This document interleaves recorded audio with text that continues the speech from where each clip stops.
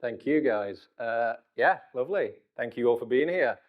As said, I'm Alex, and I'm here to talk to you about B2B marketing and paid social, and whether it even works. I mean, I hope it does, otherwise it's pointless me being here. But we'll find out. Cool. Quick intro and agenda. So we'll start with who I am, why I'm here. We'll jump into why we should use paid social in B2B marketing.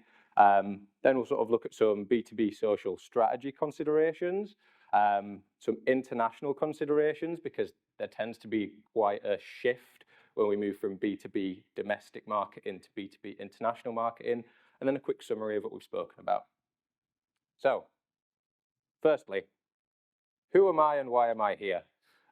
So I've worked across a wide range of B2B, direct response, consumer-focused accounts, looking at international expansion, looking at branding as well as lead gen.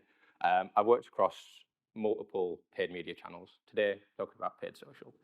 Last year, myself and the team won the best use of LinkedIn ads at the European Paid Media Awards by implementing some of the strategies that I'm going to chat to you about today. And then we were the finalist in the best use of search and PPC in the B2B Awards this year. Also, from my lovely northern dulcet tones, you can probably tell that I'm not from down south. And sadly, I support Leeds United. The less said about that, the better. So, on to why we're here, because you don't care about me, you care about what I'm talking about. Why is paid social essential to B2B organizations? I think typically a lot of B2B marketing is heavily skewed towards search and email and organic. Understandably so. I think that alignment tends to come from the assumption that paid social is quite a fluffy channel, and it's sometimes hard to measure, which it can be in some instances, but what I'm going to chat to you about is maybe why that isn't always the case. First, a bit of context. As obviously expected, LinkedIn is the daddy of B2B paid social. It has over 65 million companies active on the platform in over 200 countries. Its niche sort of job, company, member skill focused targeting means if you're not actively using LinkedIn for B2B paid social, you're missing out on a huge potential targeted campaign for key audiences that you should be looking at. Now, rightly or wrongly, I would also suggest Meta has its place in B2B. I appreciate that some people would argue Meta advertising and Meta audiences are slightly less skewed towards B2B, but with over 200 million businesses active on the platform and 3 billion daily users, realistically, your B2B audiences are probably on there in some respect, whether that's passively scrolling or whether that's from a business capacity. A little bit of a left field one, Quora, however you want to pronounce it. No doubt I pronounce it wrong all the time, but there's over 600 million monthly viewers on Quora, and over 1 million questions and answers in the business category. Now, more than 50% of B2B marketers are active on Quora, and there's a reason why, because people are actively asking questions and businesses have the capacity to give people answers and build an affinity and a trust with a brand simply by being present on the platform. Combining that with paid advertising is a no-brainer. And obviously, video. Everyone loves video at the moment. It's kind of king. Everyone knows that all of the ad platforms are pushing it really heavily, and almost 50% of B2B tech buyers go on to purchase a product or a service after they've seen a video, which is obviously why we're including YouTube in one of the top 4 paid social platforms to use. So, what's the point of all this? I guess traditional B2B activation channels are quite reliant on things that are finite or more difficult for brands to get. That sounds really complicated and shrouded in secrecy, so I'm going to explain what I mean by that, by looking at the 3 sort of more traditional B2B activation channels: search, display, and email. Search, what I mean by this is to use search effectively in a B2B paid campaign, intent has to be there. It doesn't matter how little or how much intent, it can't be built passively from a search perspective. Someone is searching something for it to be able to show them a paid ad. So there has to be a very small level of intent. With social, you can build that intent passively, based on demographic data, based on audience data, based on a whole host of other things. Display is amazing at reaching a wide range of users at scale in quite often a cost-effective way. The problem is it can be very difficult to measure, and if anyone here has used a programmatic or display supplier in the past, you probably had them tell you that they've delivered an entire month's worth of conversions in a week that you've seen on your entire site because everything's post-view. So it can be really hard to measure without a really expensive mixed media modeling system in place. And finally, email, arguably the cheapest and most effective B2B media strategy. The problem is you have to have data to be able to email these people. You need first-party data. Without that data, you can't run email marketing. We're in a world of sort of GDPR and post-GDPR regulations where arguably the most valuable thing here is building that first-party data, which you can use paid social really effectively for. So what can we use paid social for in B2B? Obviously, we can use it for awareness. Based on all of the targeting that I've spoken about on all of the platforms, it's really effective at driving engaging, emotive, upper funnel reach with key target audiences. We all know this. But it's also really effective at actually driving tangible leads.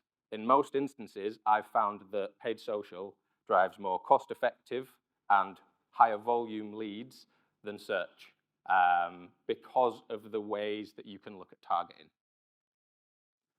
Nurturing. Now, this is something that not a lot of B2B campaigns tend to do, but it's really effective for the down funnel conversions. So if you've got sales data and you know how many of your customers are currently speaking to the sales teams, they're in the consideration phase, they've had the demos, what you can do is you can actively use that data, pull it from your CRM, serve them ads on social, focusing on case studies, focusing on client testimonials to build their confidence in you as a brand just before they're about to purchase. You don't need to push them for a conversion. It's just about staying front of mind. And you can do that really easily from the outset on social. ABM.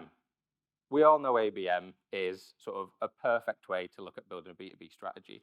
And social's message formats, social's ability to integrate personalized data into their ads are a really, really effective way to begin those personalized conversations. And once they become the leads at mid-funnel level, you can pass that data through to your sales team for them to have those one-to-one direct conversations that will hopefully yield higher conversion rates than were you not to include social.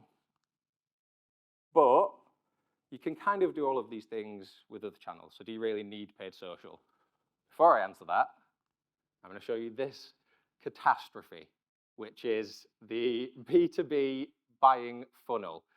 As you can see, from the start through to the purchase decision, any number of things could go wrong. This is Gartner. This isn't me. I didn't do this. But it's pure chaos. So how do we get someone from start to the decision using social?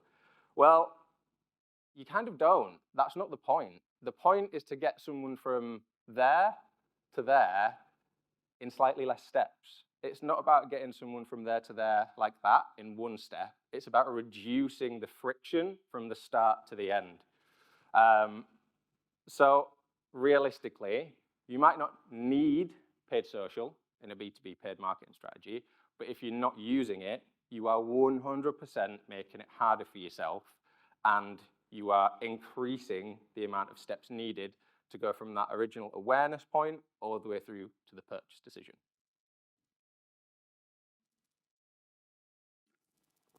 Cool. So what are a couple of pivotal things that we need to consider when we want to run paid social for B2B marketing? The first, and arguably the one I see most, is starting in the middle or starting at the end. you wouldn't start a book halfway through. You wouldn't start a book at the end because it wouldn't make sense. You would have no context, and it would be pointless. So why would you do it with a paid media campaign? When we're running paid social, I feel like a lot of businesses have a real affinity to say, I want a lead straight away. Realistically, B2B tends to have a much, as we saw, longer buy-in cycle. It needs a lot of buy-in from a lot of different stakeholders. So pushing straight to lead generation without teeing that up in any way, without warming people up, you're just going to increase your cost per leads, you're going to churn budget, and it's not going to be effective. So start at the middle. Make sure you do have branding and you can create a flow from the top level, from when they first see that awareness impression, all the way through to that lead generation. Don't just ask people to sign up for a demo straight away. It's not going to work. B2B isn't a ridiculously horrible corporate suit, grey, tie, black and white world. It's another person on the other side of the screen. And I think we sometimes forget that when we're not targeting e-commerce or B2C. The people on the other side of the screens are normal people just like you and I. It doesn't need to be a jargon-filled ad that's very heavy on this is what our product does, this is the technical description. They're a person. They want to know what the benefits of your product is. So from an awareness perspective, if you're starting out building an emotional campaign and getting buy-in on an emotional level, as opposed to just saying, our product does this, if that feeds through the rest of your campaign, it's going to be much easier to get buy-in and ultimately to get them to buy your product or service. As I've said, gated content is genuinely the champion of B2B lead gen, especially on paid. So this matrix here comes from LinkedIn. So this is how they define their sort of content. So you've got engaging and uncommon, you've got common and engaging, you've got uncommon and not engaging, and you've got common and less engaging. I would argue you don't want to be putting out uncommon and not engaging content because it's pointless. No one's going to engage with it, and no one's interested in it. But you also have to consider that if you're putting out common content, there's going to be a lot of competition. I'll chat in a little bit as to how you can maybe see where the gaps are with your competitors, but this is how you should always try and build that first-party data that I spoke about that's so easy to drive through social. Make sure it's engaging content, and make sure that there's enough of it. There's not so much of it out there that your competitors are just going to blow you out of the water with all of their ads. People forget that we're not buying impressions. We're buying people's time.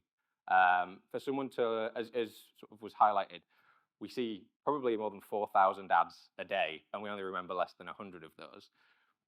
Yes, we're serving impressions, but we're buying people's time. No one can look at 4,000 ads every single day. It's impossible. You're going to forget them all. So you need to stay present in people's minds. And if you're doing that from the sort of the top level awareness step, you've kind of already won the battle. People's data and people's time are the two big things that we want from them. So if you're forgetting that, your campaign's going to be dead before it starts. Cool. One size does not fit all. I'm going to give you a little example of this.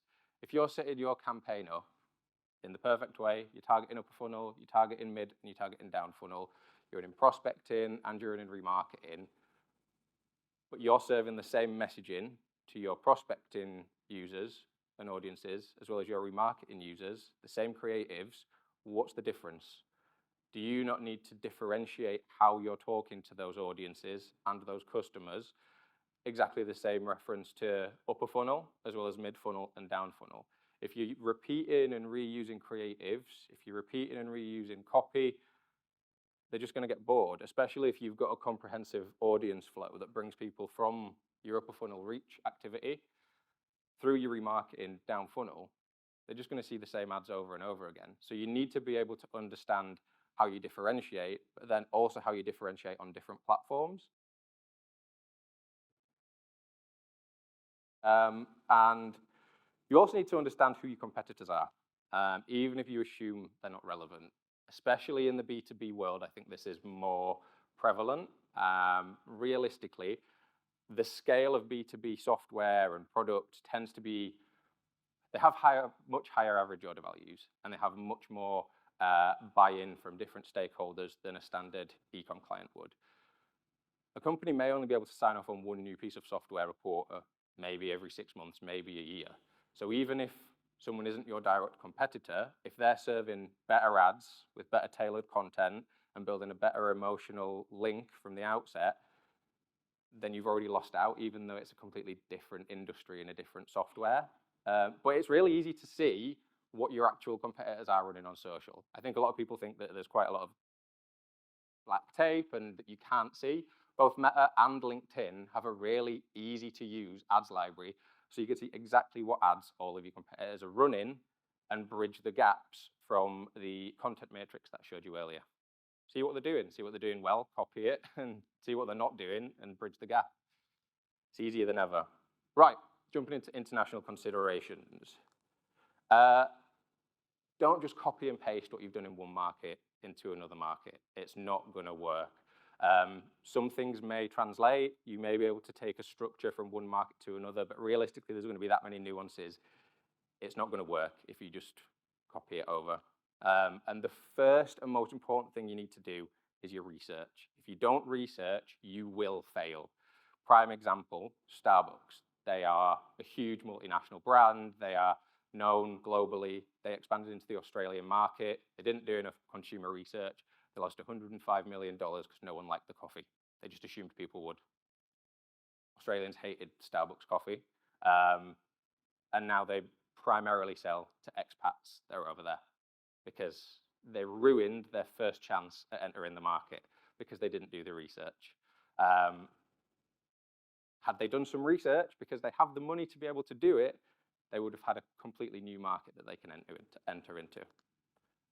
If your user journey is messy or unclear, you've already failed. What you need to remember is, how are you serving your ads? Are you serving your ads in French? Are you serving specific ads about a product? And then does your landing page or your lead flow through that? Is it in a different language? Is it in a different dialect? And then does your actual sales process also replicate that? If your entire website and your ads are in one language, but your sales process doesn't replicate that, people are going to drop off and you're not going to get the sale, and you're going to have nurtured loads of leads, but you're going to have wasted the budget. And it's going to be an ineffective campaign.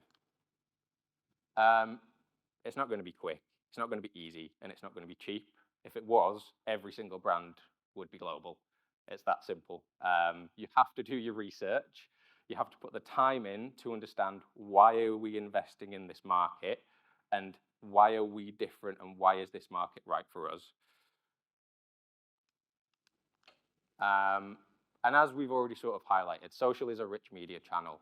Creatives are your best friend. Make sure you spend time on them. It's the only thing that the person on the other side of the screen is going to see, the creative. You could put all of your time and all of your attention on your campaign settings, but if they don't align with the tone of voice, if the copy isn't right, then they're not going to click. They see so many ads, it's not going to work. So you need to put the time and the effort into your creative teams.